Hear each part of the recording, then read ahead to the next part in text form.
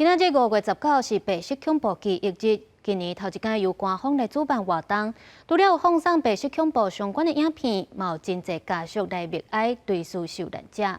针对着顶日立法院修正纪念日甲祭日实施条例，无甲这白色恐怖记忆日放入去，政府表示讲，因有缘会真重视这个日子，珍惜台湾的民主甲人权。我们今天能自由穿梭在这些空间，是因为他们曾被困在这里，成为戒严时的受难者。影片内底向一个政治受难者前辈致意，摆映是519白色恐怖记忆日，国家人权博物馆举办典礼，现场默哀悼念受难者。有受难者家属表示，当初摕到老爸写予伊的遗书，这是伊头摆也是最后一摆和爸爸的旧日接吻，也分享做一个受难者家属一世人搁惊吓、搁悲伤的心情。妈妈就一直在这样惊恐之中，晚年失智，恐惧成为他仅剩的记忆。请帮我告诉他，我就没办法轻易的下笔，因为这里任何东西都会偷听。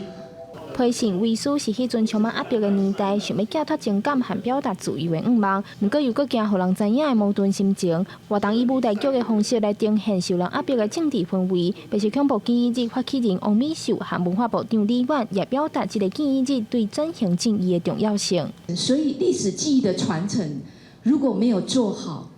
我们的转型正义就会非常困难推动，因为我们的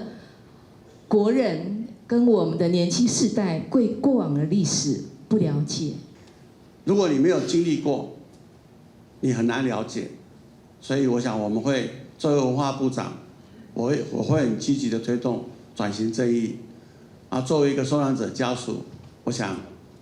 我也会去了解我们家曾经受难的人真正的痛苦。文化部长表示，对全部台湾人来讲，这是袂当放袂记一个日子，也强调历史记忆、转型正义和稳固民主是互相牵连的。行政院政务委员也伫现场表示，虽然519白色恐怖记忆日无互人放入今日公布纪念日甲节日实施条例内面，但政府有愿的重视这天，同齐守护、珍惜台湾的民主和人权价值。记者刘家毅、曾俊佑台北报道。